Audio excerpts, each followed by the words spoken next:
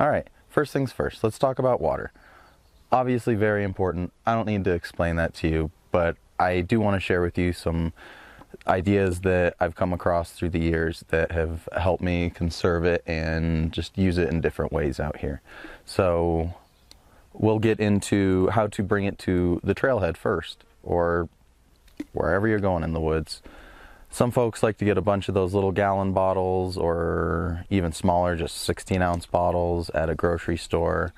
I don't recommend those. They create all kind of a mess, and they're not always durable. They're noisy as heck if that's what you bring into the woods. They crinkle, and the lids leak on them. So one of the most important considerations for getting the water back there is that you have it back there when you get back there. So the best system that I've developed is just these 5-gallon blue water containers that are available pretty much any sporting goods store, and they fit perfectly into a milk crate. You'll see milk crates a lot in my system here. It's a great cheap modular organization option that stacks and stores and cleans off easily, and in this case protects. So that's one really great way. Another great way that I haven't utilized yet, but I really like the look of, is on trucks. I've seen people put a very large diameter PVC pipe or just cylindrical pipe, plug both ends, and then fill it with water. That may not be the best option for drinking water, but you could certainly use that for cleaning yourself or different things that you need to be cleaning in camp. All right, next up. I'm not a big fan of Nalgenes in camp. Out of camp, I think they're just fine. It is what I use in the woods, but plastics just kind of taste not great to me, so I like to drink out of steel or glass out here. But obviously with glass, you got to keep it indoors so it doesn't break, or in the truck. All right, so different options for carrying water into the woods. I already discussed the small bottles that you get at like a big brand store. You can also use a Nalgene, which has got a bunch of good options going for it. These are great options too. They haven't failed me. These are just very heavy duty plastic bags that they market as water containers, and they don't stand up great. They are gusseted at the bottom, so they theoretically should stand up, but one of the main things, again, with water is it's one of your most important assets when you're hunting out in the West, where it's arid, hot, and there may be large distances between water sources. So I'm not a big fan of this. This is much easier to puncture than, say, the Nalgene. Something like this can be all right for the field. These particular bottles have some kind of a membrane on them where they do really well at not leaking, but as soon as you squeeze them, water just flies out. So these are great for hydrating on the trail. These are great for doing a little dish cleaning, spraying off your face at night. This is my favorite option just for kind of quick self-care, and it can even double as a bidet.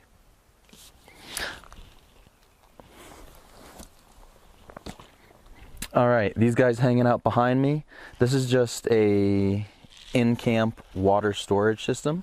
This can be really great if you're going into the backcountry because it doesn't weigh very much. This one holds 10 liters and is much more puncture resistant than that piece of plastic one. And a lot of these have gravity filtration systems, which is great if you know that there's going to be some time between fill-ups, or when you need to fill up from a source and drain or filter a lot of water for a group. You can fill up one of these and it has a corresponding bag at the bottom. Water just gravity feeds through it. It's a nice, easy way to do it. Another important consideration with water is cleaning yourself up.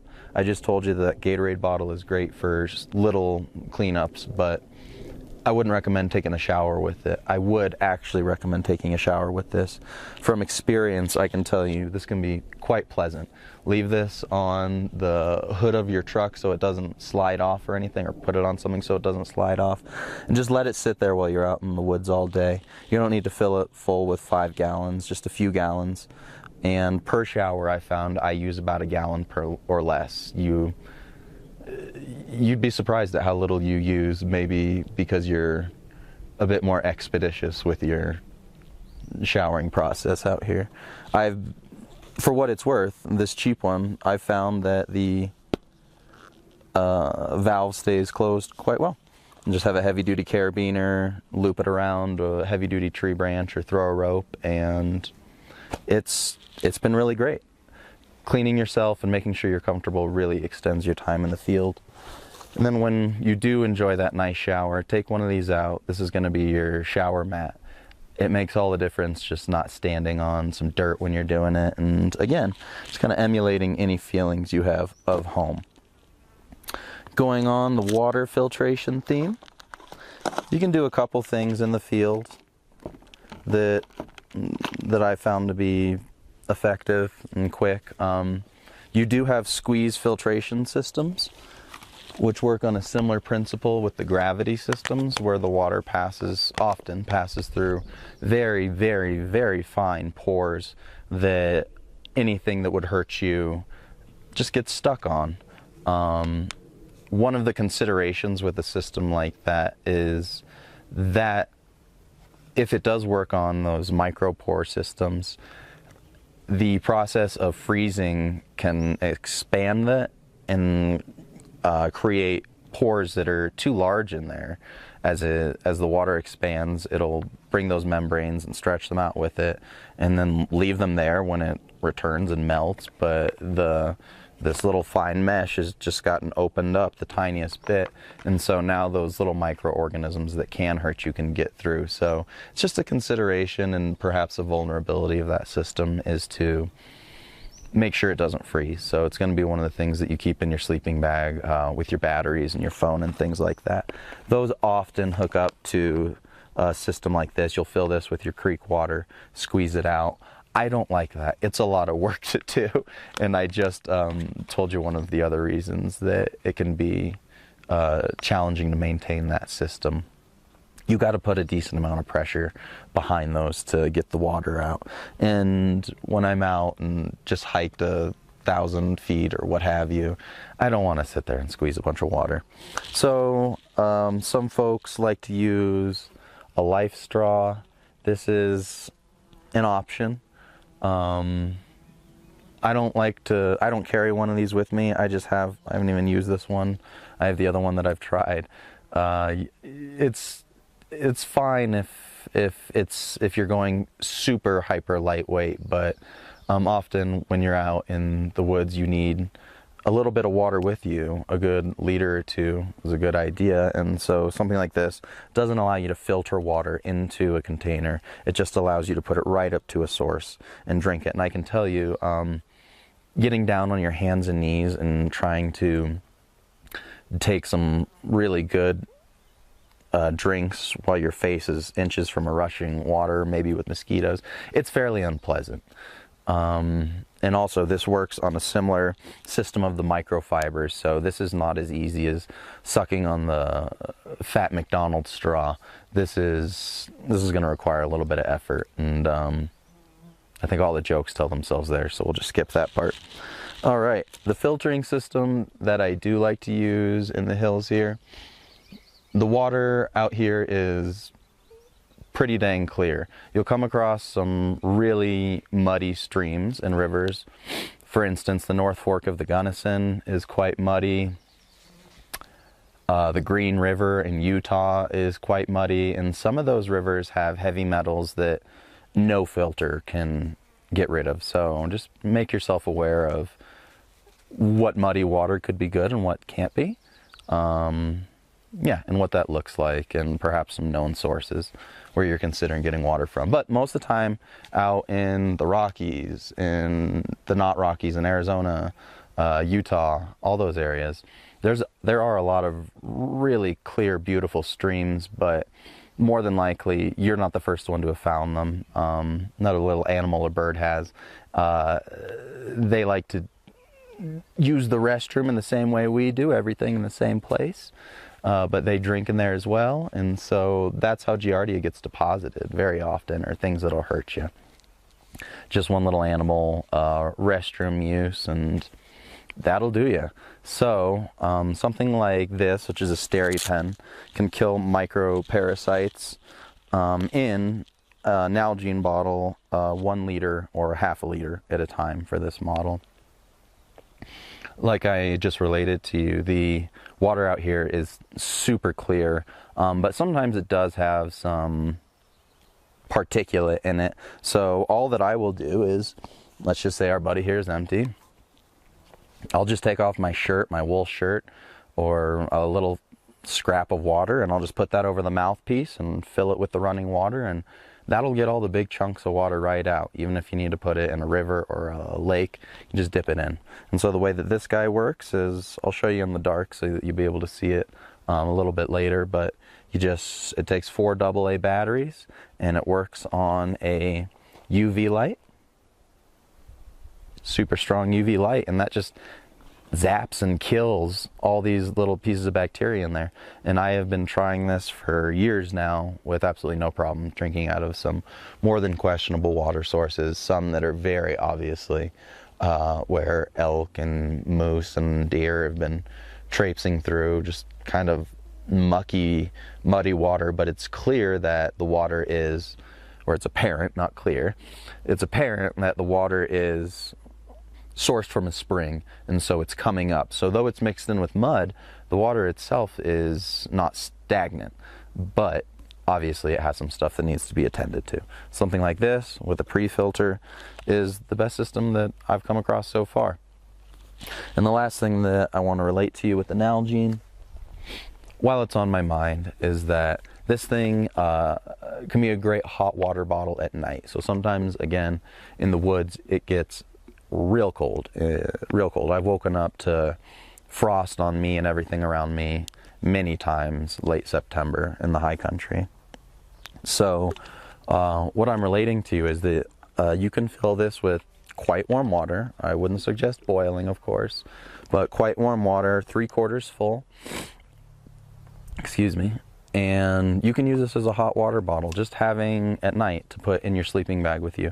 Just having an external heat source can make all the difference to keep you warm at night, and it'll stay surprisingly warm through the night. And then of course the water's still good and you can recycle it. Just another tip to how to use your tools out here. You want to make your tools and your time as effective and efficient as possible, and so if you can do multiple things with one thing, it just saves you a lot. So Nalgenes can be great, though I guess I'm not a big fan of the plastic part of them. So I'm not endorsed, sponsored, or in any way affiliated with Gatorade, though I have been drinking fruit punch for some time. The reason I have this here is just going with the liquids discussion. Eventually it's going to need to come out. Obviously, I recommend going to walk a little bit from camp to pee, but this part relates to going to the restroom in your truck in the evening. If you're all nestled up and warm, it can be really unpleasant, shocking, and in worst case, hypothermia inducing to get out of the truck in your skivvies and whip out your willy. And yeah, so something I learned from a friend's father who was a backpacker for a long time is keep one of these, or maybe a larger one, in the truck with you and empty it in the morning. This is much easier portable restroom than getting out in the cold. It's much more pleasant. Make sure the lid fits tight. Obviously use it after the liquid inside has been consumed or otherwise distributed. And I think that's about it. Again, make sure to empty it in the morning and rinse it out, but it's a good solution. Oh yes, for any women or ladies enjoying our program, you may have to use an adapter piece, but they do actually have adapter pieces if you're not familiar for women. It's something like a funnel that you put over your hoo-ha, and it'll give you some directionality and allow you to use this solution as well. May not be pleasant, but some concessions must be made. One of the main things to remember with water is to conserve it and use it in as many recyclable ways as possible. One of the best ways that I like to use water is when you drain the cooler. That water is hopefully clear, but maybe not drinkable in its form, so you could potentially use the SteriPen to clean it if you need some drinking water, or you could put it in a different receptacle and use it as kind of light gray water, if you will, for washing and rinsing and maybe washing your body, things like that. And one final option, which is a bit bushcrafty and survivalistic, but it may come to that, is to drink from a stream, creek, or water source when you don't have a filter.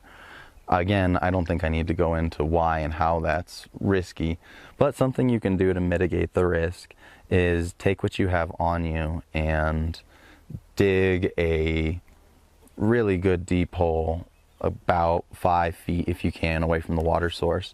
And because of that water level, the water should, if you're close enough, fill in that hole.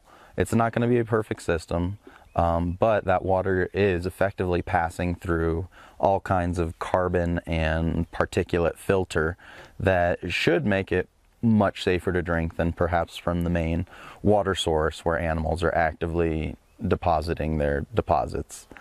So something you do is you'll dig it out good 6-8 inches, let it fill up, and you want to splash out the water that fills it up a few times to get the water flow going. And you'll notice that the water will, of course, if you're close enough, keep replenishing in there, and it will come clear. We'll find a creek to do this by in a little bit, but I've done this quite a few times and I've had no problems with it. The water here is exceptionally clean in Colorado, but I have tried it and put it to the test and it's worked.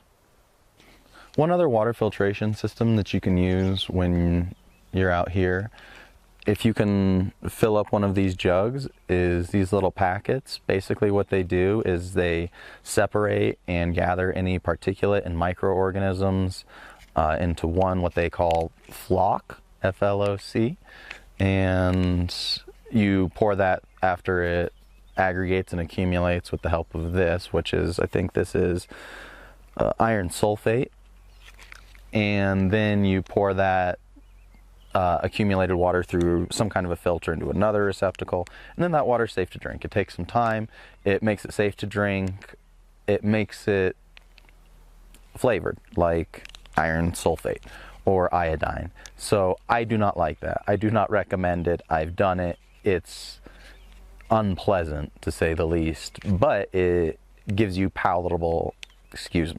it gives you potable water out here, and maybe that's more important than flavor sometimes.